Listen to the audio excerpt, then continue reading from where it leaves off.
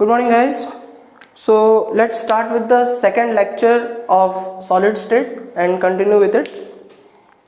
So basically इसके पहले वाले लेक्चर में मैंने आपको बताया था कि what are the two types of solid, that is crystalline and amorphous, and amorphous solid के बारे में हमने डिस्कस किया, crystalline solids के टाइप्स के बारे में हमने डिस्कस किया, और अब crystalline solids के जो स्ट्रक्चर के बारे में हम डिस्कस कर रहे हैं, जो ज्योमेट्रिकल स्ट्रक्चर है, माइक्रोस्कोपिकल ज्योमेट्रिकल स्ट्रक्चर है, उसके बारे में हम डिस्कस कर रहे हैं. ठीक है, तो यहाँ पे जो भी हम डिस्कस कर रहे हैं सारा क्रिस्टलाइन सॉलिड्स है विदाउट एनी एक्सेप्शन. ठीक है, तो क्रिस्टलाइन सॉलिड्स का जो एक मेजर स्ट्रक्चर में जो एक डेफिनेशन है जिसको हमको जानना है, जो मैंने पहले क्लास में आपको बताया था स्पेस लैटिस, मैंने लैटिस बताया था, एक ही बात है, आप स्पेस लैटिस बोलो लैटिस बोलो एक ही बात है. ठीक है, तो स्पेस लैटिस क्या है, मतलब देख रहे हो ये जो अरेंजमेंट देख रहे हो, मतलब यहाँ पे एक एटम है, यहाँ पे एक एटम है, यहाँ पे ऐसे एटम्स है, तो ये जो अरेंजमेंट है इसको बोलते हैं लैटिस या फिर स्पेस लैटिस. सो यहाँ पे क्या लिखा, geometrical form, noted, geometrical form of regular arrays मतलब अरेंजमेंट, एरेज मतलब एक के बाद एक जो arrangement, geometrical form of arrays of point, regular arrays of point. Regular क्यों, क्योंकि मैंने बताया था क्रिस्टलाइन सॉलिड जो होता है वो रेगुलर होता है, उसका शेप होता है. ठीक है, एमोर्फस का रेगुलरिटी नहीं होता है. ओके, तो geometrical form of regular arrays of point showing how the units क्या है, यूनिट्स क्या हो सकता है, एटम्स हो सकता है, मॉलिक्यूल्स हो सकता है, आयन्स हो सकता है. ठीक है, how the units are arranged in 3D, हालांकि 1D 2D भी होता है, बट नॉर्मली जब हम स्पेस लैटिस बोल रहे हैं तो 3D. ओके, तो जो स्पेस लैटिस में जो पॉइंट्स है, फॉर एग्जाम्पल ये पॉइंट है, यहाँ पे एक एटम है, तो उसको हम क्या बोलेंगे, उसको हम बोलेंगे लैटिस साइट. ठीक है, लैटिस साइट बोलो, आप लैटिस पॉइंट भी बोल सकते हो. ठीक है, लैटिस साइड बोलो, लैटिस पॉइंट बोलो, आपकी मर्जी. लैटिस साइड, तो लैटिस साइड क्या है, sides occupied by constituent units. Constituent unit क्या है, atom, molecules and ions. Okay, तो उसके कुछ प्रॉपर्टीज हैं. एक है कि ईच लैटिस पॉइंट है सेम सराउंडिंग, मतलब फॉर एग्जांपल, अरे सेम सराउंडिंग, बेसिकली मैंने आपको क्या बोला था, जो क्रिस्टलाइन सॉलिड होता है उसका जो नेचर होता है वो थ्रू आउट द, क्या बोलते हैं, through out the solid same रहता है. मतलब अगर आप देख रहे हो कि इतने डिस्टेंस के बाद ये रिपीट हो रहा है, इतने डिस्टेंस रिपीट हो रहा है, आप प्रेडिक्ट कर सकते हो कि आगे कैसे हो रहा है. ऐसे ही आगे जाकर इतने डिस्टेंस के बाद फिर से एक पॉइंट होगा, यहाँ पे फिर से एक पॉइंट होगा, यहाँ पे फिर से एक पॉइंट होगा, समथिंग ऐसे.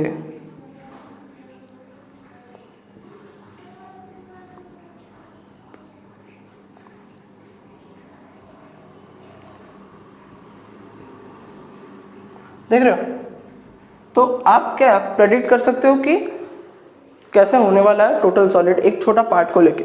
तो इसीलिए जो each lattice point has the same surrounding, मतलब जो सॉलिड है उसका जो, मतलब हर लैटिस पॉइंट में हर एटम या हर आयन का जो कॉन्सेंट्रेशन है थ्रू आउट द सॉलिड, या फिर आप कह सकते हो हर आयन और हर एटम्स का जो इंटर डिस्टेंस है, इंटर मॉलिकुलर डिस्टेंस या फिर इंटर एटॉमिक डिस्टेंस, इंटर आयनिक डिस्टेंस जो है वो through out the solid same है. ठीक है, तो ये पॉइंट हमने डिस्कस कर लिया.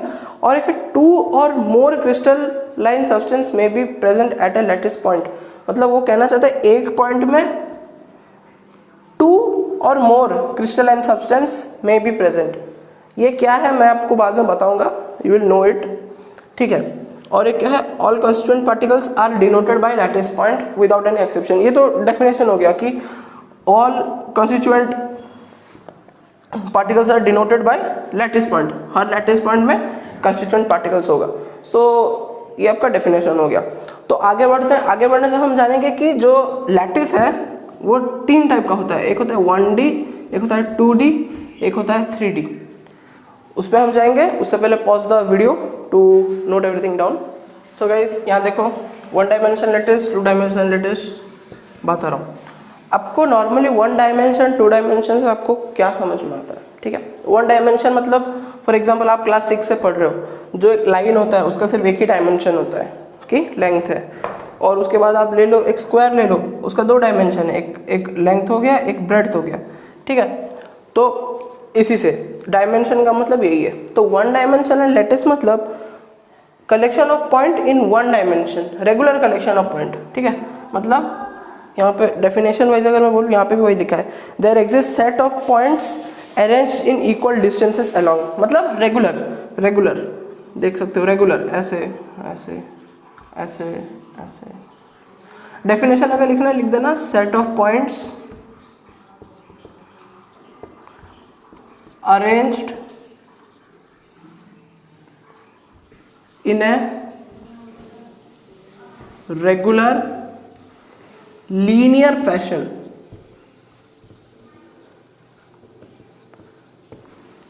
रेगुलर लीनियर फैशन, लीनियर मतलब एक लाइन हो गया, ठीक है, रेगुलर लीनियर फैशन।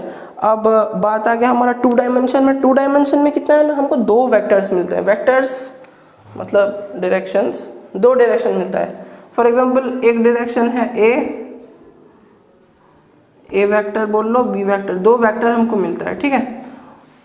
तो इसका डेफिनेशन क्या होगा ना, it is necessary to specify 2 points of, मैं बुक के हिसाब से बोल रहा हूँ, it is necessary to specify 2 basis vector a and b and the angle between them. Okay, definition नहीं है, ठीक है। तो फिर मैं डेफिनेशन बता रहा हूँ। 2 डायमेंशन मतलब a set of points arranged in a regular 2 dimension fashion. Easy है, मतलब सिंपल इंग्लिश में मैं बता रहा हूँ, ठीक है, 2 डायमेंशन फैशन। अब ये बात सुनो, अगर मैं 2 लाइन ले रहा हूँ, उनके बीच में कुछ एक एंगल रहेगा, सिंपल बात है।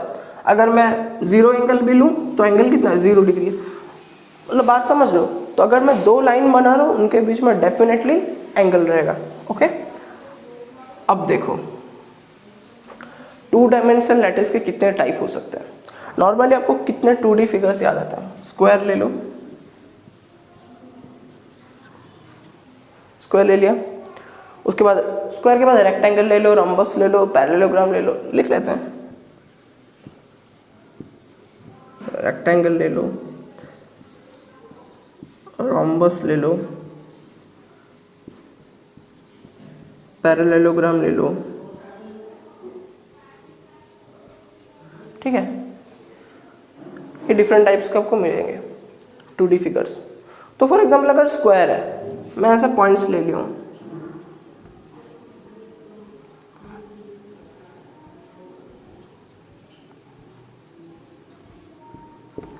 तो क्या हर जगह आपको एक स्क्वायर मिल रहा है, कहीं पे भी आप ड्रॉ करो, ठीक है, हर जगह आपको एक स्क्वायर मिलेगा।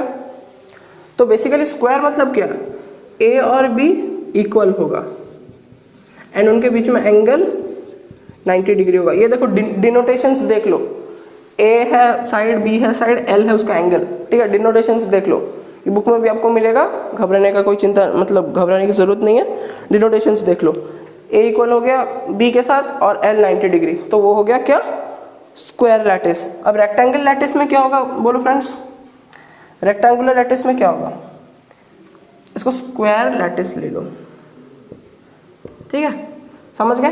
रेक्टेंगल लैटिस में क्या होगा, हम जानते हैं A is not equal to B but L equal to 90 degree, मतलब ऐसे होगा बात।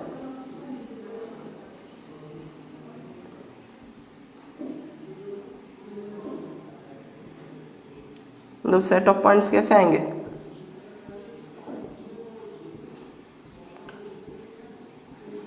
समझ रहे बात को। ये यूनिफॉर्म नहीं हुआ, देख लेना खुद। अब हो गया, ठीक है। तो ए बी इक्वल है क्या, नहीं है, बट इनके बीच में एंगल 90 डिग्री है, तो उस चीज को बोलते हैं रेक्टेंगुलर लैटिस। चलो लिख लेते हैं, रेक्टेंगुलर लैटिस। रोम्बस, यहाँ पे एक तो आपको मतलब ध्यान से सुनना पड़ेगा, जो रोम्बस है, चलो मैं रोम्बस पहले बना लेता हूँ,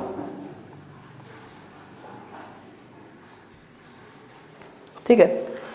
ये जो रोम्बिक बोल रहा हूँ, सॉरी, ये जो रोम्बस है, रोम्बस से जो बन रहा है उसको क्या बोल सकते हैं, rhombic lattice, but rhombic lattice नहीं बोलते हैं, या फिर उसको बोलते हैं हेक्सागोनल लैटिस। क्यों बोलते हैं सुनो, बस क्यों बोलते हैं सुनो, मतलब यह है रोम्बस विथ 60 डिग्री एंगल, ठीक है, ये 60 डिग्री हो गया, नोट इट, लिखते जाओ, देखो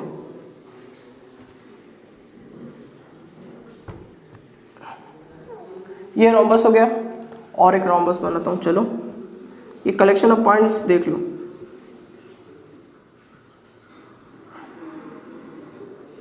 आप वीडियो थोड़ा फॉरवर्ड भी कर सकते हो, नहीं तो मेरे साथ आप बनाते जाओ। ये 60 हो गया, मतलब रोम्बस का प्रॉपर्टी, ये 60 हो गया, मतलब ये 60, मतलब ये 120, ये 120, यही ना।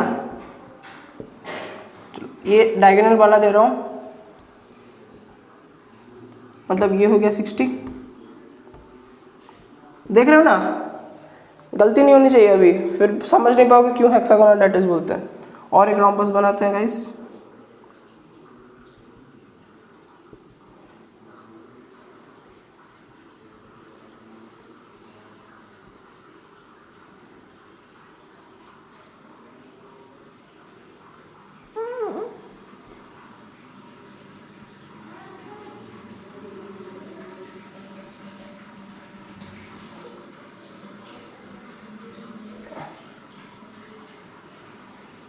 ठीक है, रोम्बस और एक बना लिया।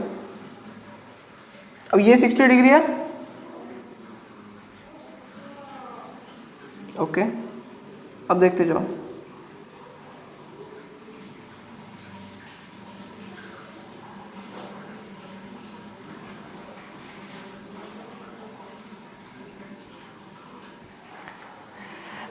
ये 60 हो गया, ये कितना है 120, ठीक है, ये कितना होगा 60, क्योंकि टोटल 120 था।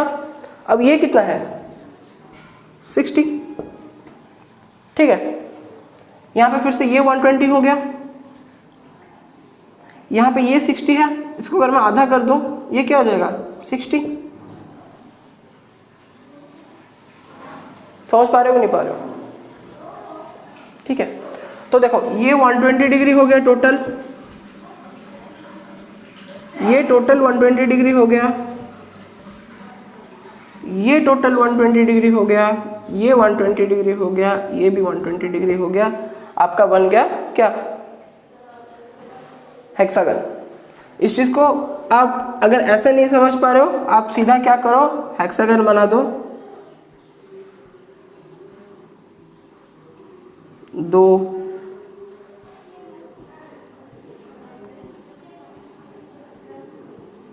बना दिया हेक्सागन। अब देखो ये मिडिल पॉइंट, ये मिडिल पॉइंट, ये मिडिल पॉइंट, अब यहां से ऐसे ये सब लैटिस पॉइंट्स है, ठीक है,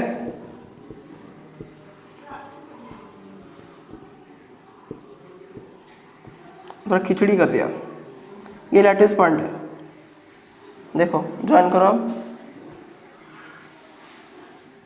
ज्वाइन करो,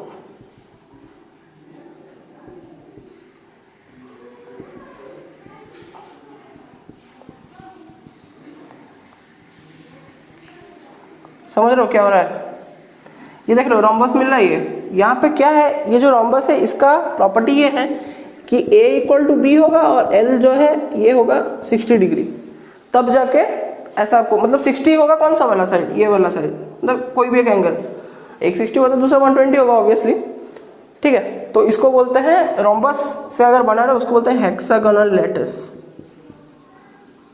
अगर ये चीज़ फिर भी नहीं समझ में यार, you can check the number in the description, 24/7 आप पूछ सकते हो, वरना कमेंट सेक्शन में बता देना, I will reply definitely. Hexagonal lattice, ठीक है। अभी आते हैं पैरेललोग्राम लैटिस पे।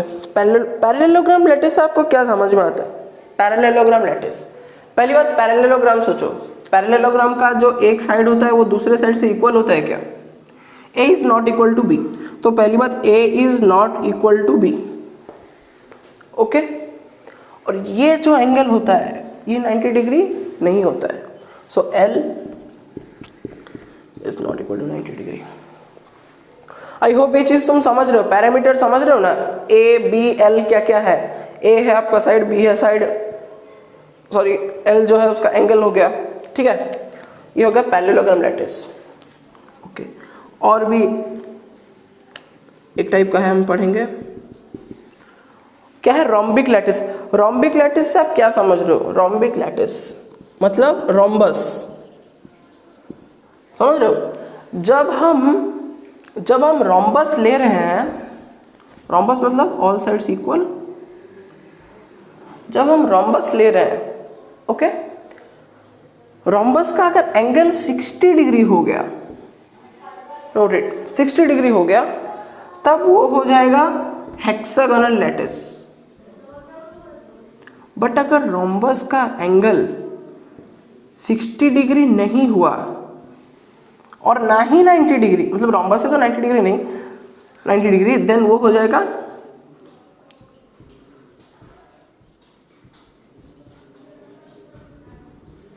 रोम्बिक लैटिस, ठीक है।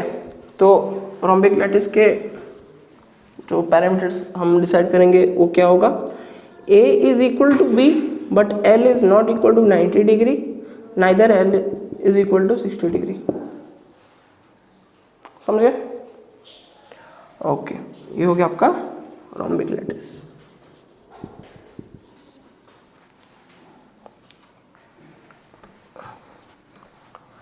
चलो, 1 डायमेंशन 2 डायमेंशन हो गया, अब let's proceed to 3 dimension.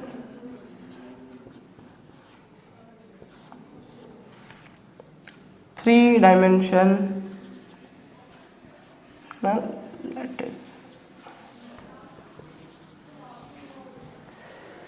Okay, यहाँ से आपका मेन जो स्टडी है वो स्टार्ट होता है। वीडियो पॉज करो।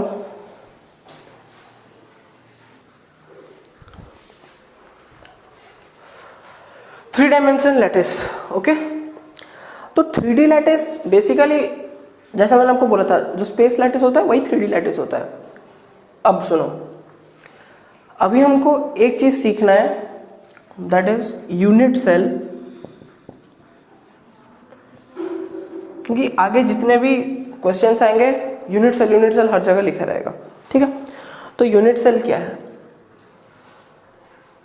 Unit cell is that cell that can be repeatedly used to create the space lattice. मतलब फॉर एग्जांपल देख रहे हो, ये क्यूबॉइड देख रहे हो, फॉर एग्जांपल ये एक तो मैं सिंपल क्यूबिक लैटिस बनाया, तो ये जो क्यूबॉइड देख रहे हो, कैसे इसको मार्क करूं, ग्रीन मार्कर से कर देता हूं। चलो ये देखो,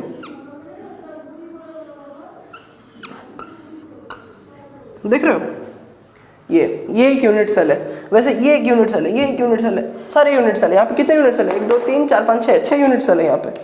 तो यूनिट सेल क्या हुआ? Unit cell when repeated over and over again results in a crystal lattice. मतलब अगर इसको हम बार बार रिपीट करते जाएं, उसके राइट में, लेफ्ट में, आगे पीछे, तो फिर हमको मिल जाएगा एक unit cell definitely. Then okay, ठीक है। अभी क्रिस्टल सिस्टम्स जो है यूनिट सेल का हमने जान लिया। अभी यूनिट सेल के बाद हम जाएंगे क्रिस्टल सिस्टम्स में। कितने टाइप के क्रिस्टल सिस्टम्स होते हैं, वहाँ पे 3 पैरामीटर आ जाएगा। जैसे फॉर एग्जांपल यहाँ पे आपको 2D में A B 2 पैरामीटर मिलता था, यहाँ पे 3 पैरामीटर मिल जाएगा, A B C। ये A, ये B, C, सिंपल। तो यहाँ पे आपको एक चीज़ जानना पड़ेगा। फॉर एग्जाम्पल आपको एक क्यूब मिला, ले लो,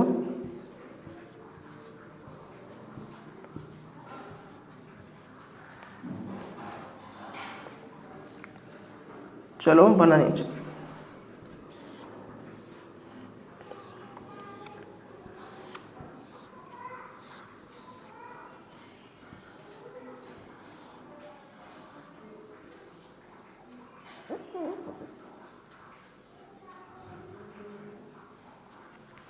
ठीक है, अब ले लो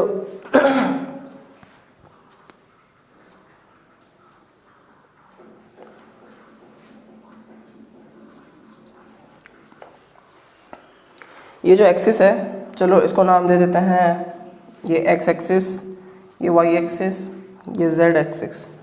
ओके, अगर ऐसा नाम दे दिए तो इन एक्सिस को बोलते हैं क्रिस्टलोग्राफिक एक्सिस, क्रिस्टलोग्राफिक एक्सिस, ठीक है, क्रिस्टलोग्राफिक एक्सिस। अब यहाँ पे आपको जो मिलेगा, फॉर एग्जांपल इसको ले लिया मैं ए, ये साइड को ले लिया बी, ये साइड को ले लिया सी, ओके। तो अभी देखो ये ए हो गया, ये बी हो गया, ये सी हो गया, ठीक है। बी और सी के बीच में जो एंगल है, मतलब ये वाला एंगल, उसको बोलेंगे बीटा। क्या बोलेंगे, सॉरी बीटा बोलो, अल्फा। ए और सी के बीच में जो एंगल है उसको बोलेंगे बीटा। बी और ए के बीच में जो एंगल है उसको बोलेंगे गामा। देख लो ना, ए होता है, ए को ले लो अल्फा, बी को ले लो बीटा, सिंपल बात है। देखो इजी है, कैसे याद रखोगे, ए को ले लो अल्फा, बी को ले लो बीटा, सी को ले लो गामा, ठीक है। तो ए और बी के बीच में एंगल ए बी है, सी नहीं है, मतलब गामा होगा एंगल। बी और सी के बीच में एंगल बी सी, ए नहीं है, मतलब अल्फा होगा एंगल। समझ रहे हो बात को, ठीक है, ऐसे ही उसको याद रखोगे। तो गाइस एग्जैक्टली ये रहा वो डायग्राम, पेज नंबर 7, डायग्राम 1.6 देख सकते हो, ये वाला डायग्राम, ठीक है, जो मैंने बताया यहाँ पे आपको। तो इसके बाद आ जाता है आपका जो टाइप्स ऑफ, क्या होता है, क्रिस्टल सिस्टम्स बोलते हैं। क्या बोलते हैं गाइस, यूनिट सेल समझ गए। अभी क्रिस्टल सिस्टम्स, अरे क्या हो रहा है, क्रिस्टल सिस्टम्स, ठीक है। क्रिस्टल सिस्टम्स क्या है, कितने टाइप के क्रिस्टल सिस्टम्स हैं, क्रिस्टल सिस्टम्स क्या है, ये हमको बेसिकली जानना है। तो बेसिकली क्रिस्टल सिस्टम्स जो है वो दो टाइप के हैं। एक होता है प्रिमिटिव,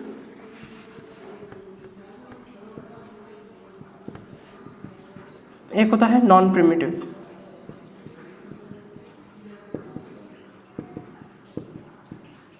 ठीक है, एक होता है प्रिमिटिव, नॉन प्रिमिटिव। ये आपका एनसीईआरटी बुक में पेज नंबर 7 में है, 1.4.1, ठीक है।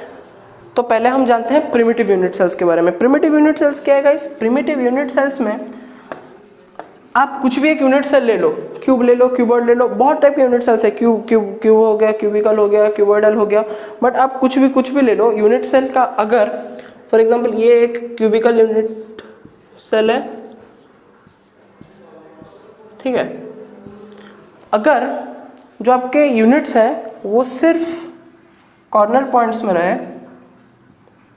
देख सकते हो, सिर्फ अगर कॉर्नर पॉइंट्स में रहे देन उसको बोलते हैं primitive unit cell. Corner points के अलावा अगर कॉर्नर पॉइंट्स में भी रहेंगे, कॉर्नर पॉइंट्स में हमेशा रहेंगे, ये याद रखो, कॉर्नर पॉइंट में रहने के साथ साथ अगर और कहीं रहने लगे देन उसको बोलते हैं नॉन प्रिमिटिव। नॉन प्रिमिटिव देखते हैं, आ जाओ। Non primitive unit cell definition यार बुक से ले लेना। Non primitive unit cell, non primitive unit cell, non primitive unit cell के भी डिफरेंट टाइप्स है, ठीक है। मैं डायग्राम के साथ सारा बता रहा हूँ। ले लो, ये है आपका एक क्यूबिकल यूनिट सेल। अगर जो यूनिट्स है वो कॉर्नर्स में रहने के साथ साथ अगर सारे फेस के सेंटर्स में है, फेस समझ रहे हो, कैसे बताऊँ, फॉर एग्जांपल ये बुक, ये सोच लो एक क्यूबॉइडल यूनिट सेल है, ठीक है। तो इसका देखो, इसका अगर सारे फेसेस में रहे, मतलब फेस सेंटर, यहाँ एक रहेगा, यहाँ एक रहेगा, यहाँ एक रह गया आपका, यहाँ एक रह गया, यहाँ एक रह गया, समझ लो सारे फेस सेंटर में रह गया, तो उसको बोलते हैं फेस सेंटर्ड। देख लो सारे फेसेस में मैं बना रहा हूँ, ये वाला लेफ्ट फेस का हो गया, ये राइट फेस का हो गया, ये टॉप फेस का हो गया, बॉटम फेस का हो गया, ये वाला जो पीछे वाले फेस का हो गया, और ये वाला फ्रंट फेस का हो गया, ठीक है। नहीं तो ऐसे बना देता हूँ, चलो, नहीं तो फिर समझ नहीं पाओगे।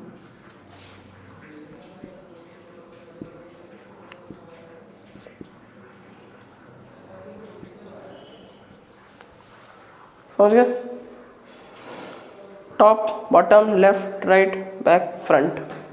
ओके, ये हो गया आपका फेस सेंटर्ड यूनिट सेल, इसको FCC भी बोलते हैं, ठीक है? वो आप बाद में आपको बता रहा हूँ, FCC, BCC सब है। Okay, face centred unit cell. उसके बाद आ जाता है आपका बॉडी सेंटर्ड यूनिट सेल, ठीक है? बॉडी सेंटर्ड से आपको क्या समझ में आता है कि आपके कॉर्नर्स में रहने के साथ साथ वो बॉडी के भी सेंटर में रहेगा एक, देख लो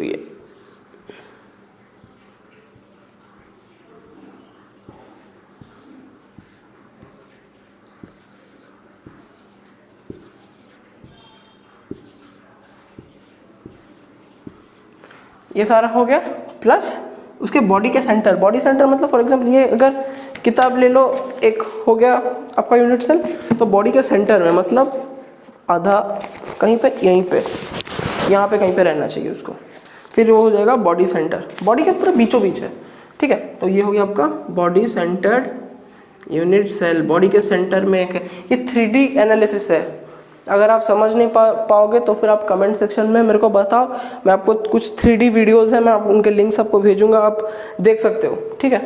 तो ये बॉडी सेंटर्ड यूनिट सेल है, body centred unit cell. Okay, उसके बाद आप ले लो एंड सेंटर्ड, एक होता है। एंड सेंटर्ड क्या है? बेसिकली फेस सेंटर का ही एक टाइप है।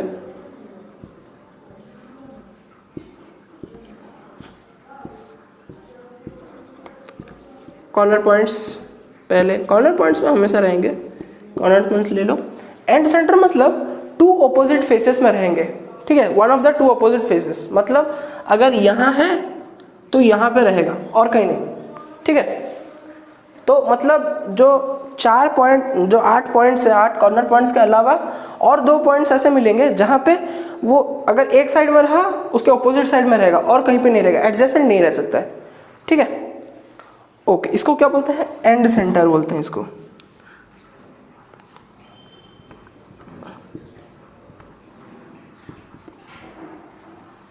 And centred unit cell,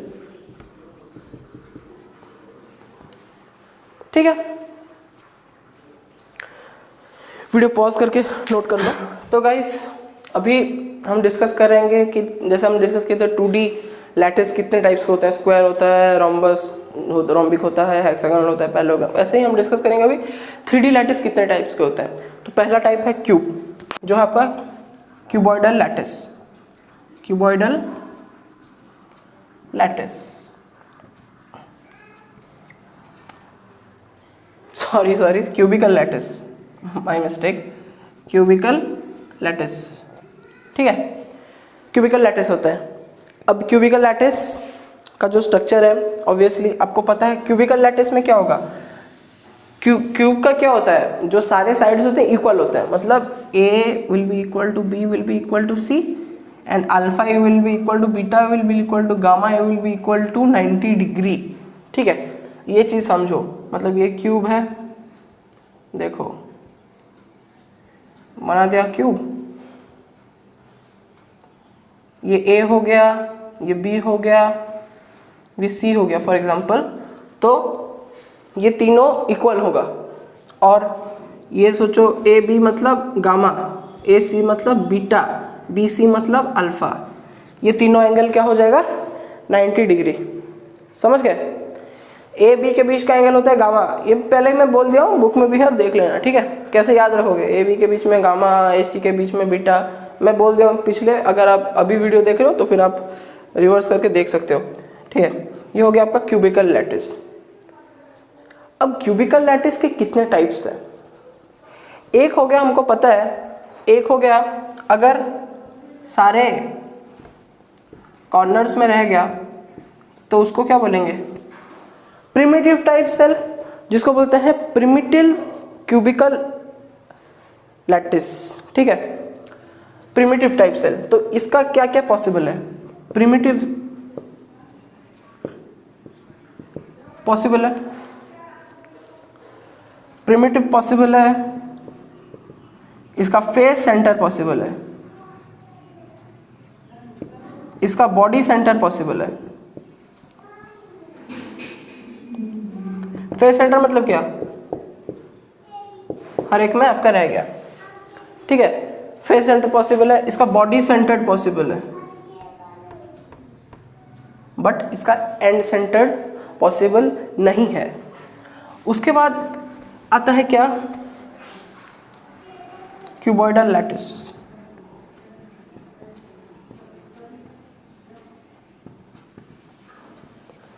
cuboidal मतलब क्या हो गया आपका,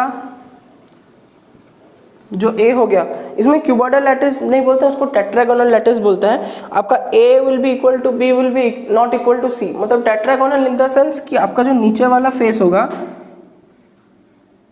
ये ले लो एक फेस है,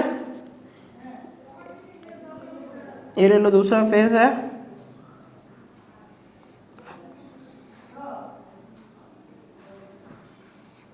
समझ रहे हो, मतलब कुछ ऐसा टाइप का बन रहा है, या फिर ऐसे ही बना लो ना,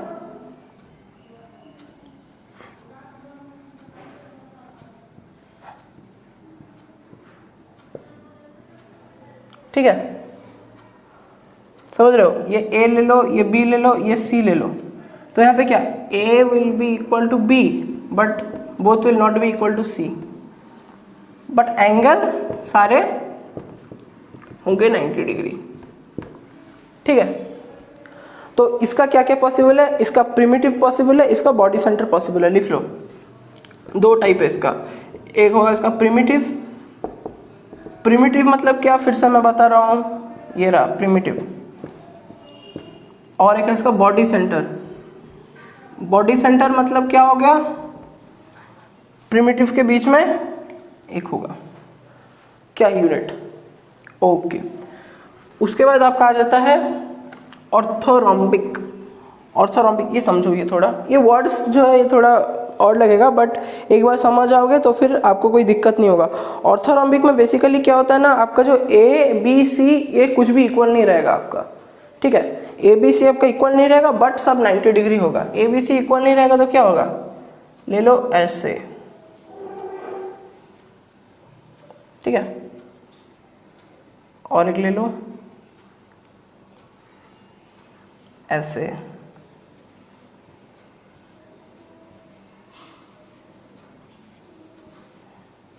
ठीक है। ये ए हो गया, ये बी हो गया, ये सी हो गया। A is not equal to B is not equal to C, but alpha equal to beta equal to gamma equal to कितना हो गया आपका 90 डिग्री, ठीक है। इसको क्या बोलते हैं, ऑर्थोरोम्बिक।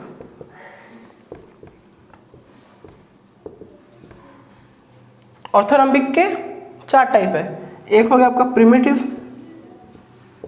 प्रिमिटिव मतलब क्या, वही सारे कॉर्नर्स में रह जाएंगे एक एक यूनिट्स।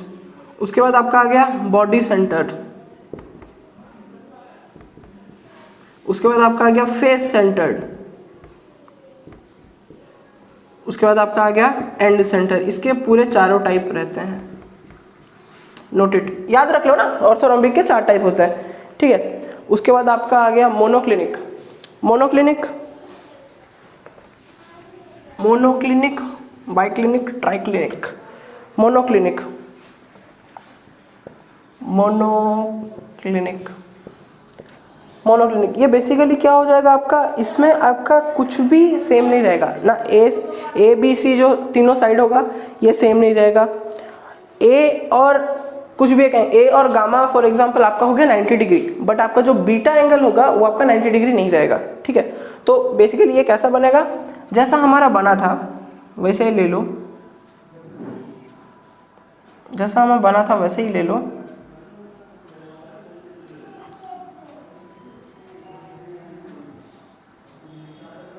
वैसा ही ले लो। चलो सोचो, ये ए है, ये बी है, ये सी है, ये तीनों अनइक्वल है, ठीक है।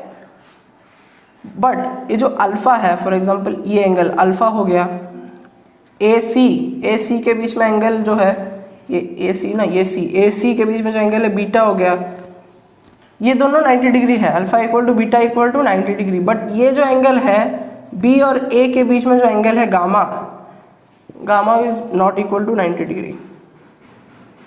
ठीक है, कमेंट्स में बताओ अगर आपको कुछ दिक्कत है, आई डेफिनेटली रिप्लाई इट।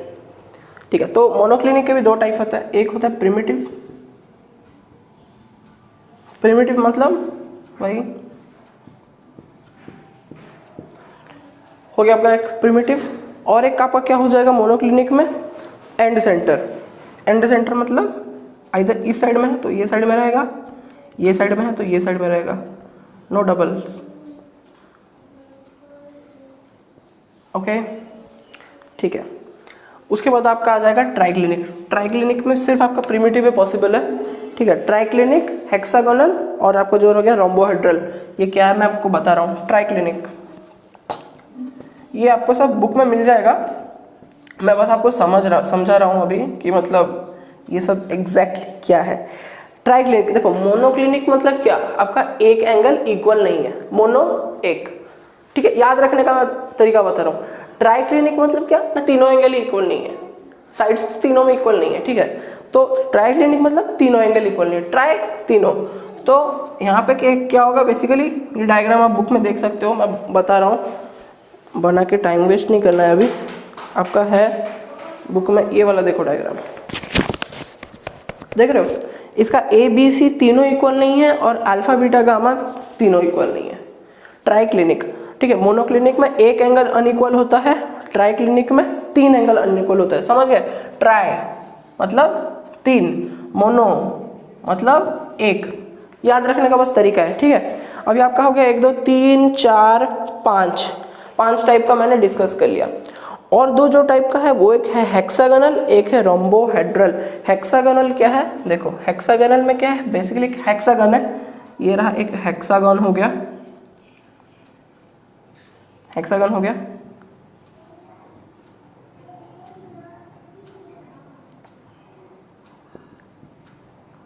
समझ रहे बात को?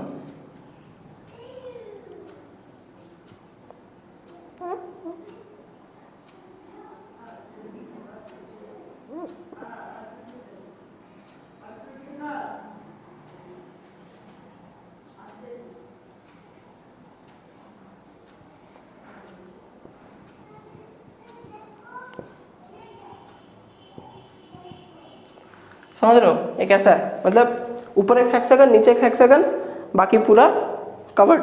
देख लो, आप बुक में भी डायग्राम देख सकते हो, हेक्सागोनल है, यहाँ पे है, देखो। तो यहाँ पे आप डायग्राम देखो, मैं आपको बता रहा हूँ। यहाँ पे देखो, आपका जो हेक्सागन है ऊपर, इसका ए बी ये दोनों इक्वल है, बट इसका जो सी है लंबा है, अनइक्वल है। ठीक है, तो एक आपको मिल गया A equal to B is not equal to C. अब ए और बी के बीच में जो एंगल है गामा, गामा इक्वल टू कितना हो गया आपका 120 डिग्री हो गया। ओके, गामा आपका 120 डिग्री हो गया, और ए और बी जो है वो ऑब्वियसली आपका 90 डिग्री रहेगा। क्यों, देखो ये 90 डिग्री हो गया, ठीक है, जो भी है 90 डिग्री। तो यहाँ पे आपको दिया होगा हेक्सागोनल का, देखो A B is not equal to C, A alpha और बीटा जो है आपका हो गया, अल्फा और बीटा आपका हो गया 90 डिग्री, और गामा जो है वो आपका हो गया 60 डिग्री। ये समझे, देखो ये ए और बी, एक हेक्सागन ले लो, एक हेक्सागन का दोनों के बीच में एंगल कितना होता है 120 डिग्री। ठीक है, ये ए है, ये बी है, ए बी बचा क्या, दोनों से सी बचा, सी मतलब गामा, ये एंगल है मतलब गामा, ये गामा एंगल बन गया, मतलब गामा एंगल का कितना होता है 120 डिग्री। ठीक है, गामा 120 डिग्री बन गया, बट ए और बी, क्योंकि ये एक हेक्सागन हो गया, ये एक हेक्सागन हो गया, इनके बीच में जो लाइन कनेक्ट कर रही है क्या इन दोनों से परपेंडिकुलर है। तो फिर ए और बी, ए और सी के बीच में एंगल, ए और बी के बीच में एंगल, ए और सी के बीच में एंगल क्या है ए सी, बचा क्या बी, बी मतलब बीटा, ए और बी के बीच में एंगल, ए और बी बचा क्या सी सॉरी ए बी के बीच में बोल रहा हूँ, ए और सी के बीच में एंगल, ए और सी बचा क्या बी मतलब बीटा एंगल, ए और सी के बीच में जो बीटा एंगल है वो 90 डिग्री हो गया। सिमिलरली बी और सी के बीच में एंगल, बी सी बचा क्या ए मतलब अल्फा एंगल जो है वो भी 90 डिग्री हो गया। ठीक है, अब जो आपका आ जाता है रोम्बोहेड्रल। रोम्बोहेड्रल में क्या होता है कि जो तीनों साइड्स होगा रोम्बोहेड्रल से रोम्बस, इसी टाइप का आप समझ सकते हो। रोम्बस मतलब क्या है, रोम्बस का दोनों साइड सेम होता है। रोम्बोहेड्रल मतलब ये 3D है, 3D मतलब इसका तीनों साइड सेम होगा। मतलब यहाँ पे देख लो आप डायग्राम रोम्बोहेड्रल का, ये रहा डायग्राम देखो, ठीक है, तीनों साइड इसका सेम है, तीनों साइड इसका सेम है, इसका तीनों एंगल भी सेम है, बट तीनों एंगल 90 डिग्री नहीं है, ठीक है। रोम्बोहेड्रल का यही है, समझ गए बात को, मतलब तीनों साइड सेम होगा, तीनों एंगल सेम होगा, बट 90 डिग्री नहीं होगा। अब मैं आपको बता रहा हूं, क्यूबिक का हमने क्या देखा,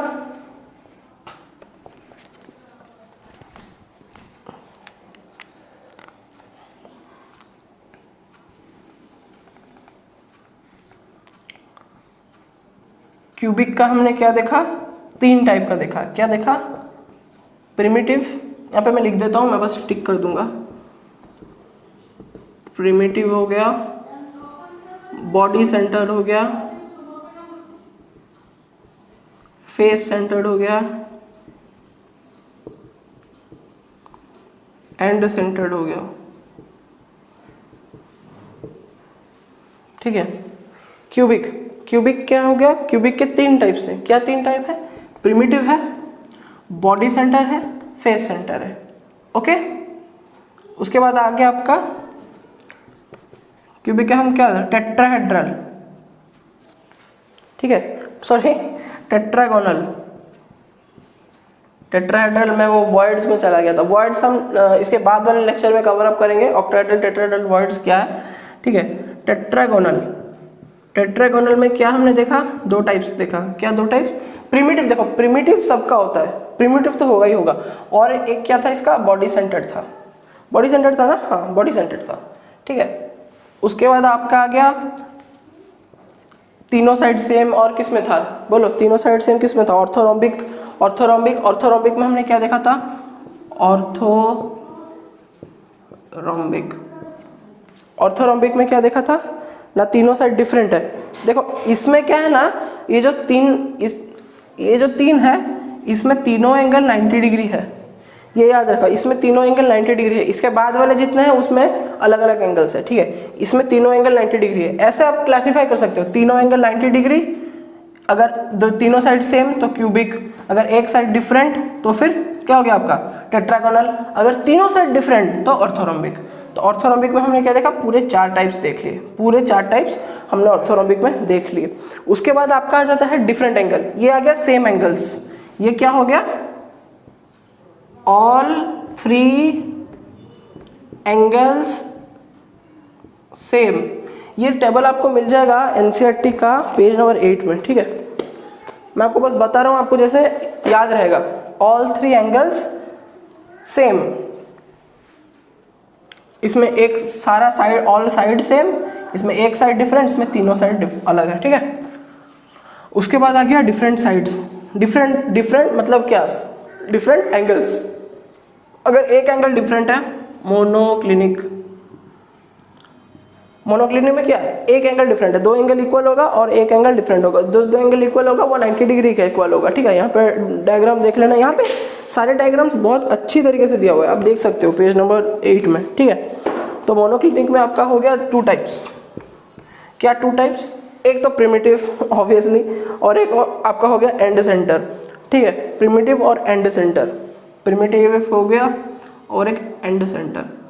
आप ये सबको कैसे याद रखोगे, सिंपल बात है, प्रिमिटिव सब में होता है, ठीक है, प्रिमिटिव सब में होता है। ऑर्थोरोम्बिक में 4 होता है, इसमें प्रिमिटिव और बॉडी सेंटर होता है, क्यूबिक में एंड सेंटर नहीं हो सकता है, और मोनोक्लिनिक में एंड सेंटर होता है और कुछ नहीं होता है, ऐसे याद कर लो। और बाकी जो 3 है उसमें तो भाई उसमें कुछ नहीं है, उसमें सब प्रिमिटिव। ट्राइक्लिनिक हो गया, ट्राइक्लिनिक मतलब तीनों एंगल डिफरेंट, इसमें सिर्फ प्रिमिटिव, ठीक है। उसके बाद आपका हो गया हेक्सागोनल, हेक्सागोनल में भी सिर्फ प्रिमिटिव, ओके।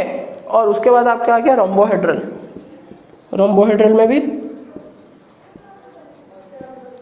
सिर्फ प्रिमिटिव, ओके। ये चीज़ आपको अच्छे से समझना है, तब तक pause the video to note it down. तो गाइज मैंने सोचा था कि 3 लेक्चर्स में चैप्टर को ख़त्म कर दूंगा, बट ये चैप्टर के इम्पोर्टेंस को देखते हुए इसको मैं और एक लेक्चर तक एक्सटेंड करना चाहूँगा।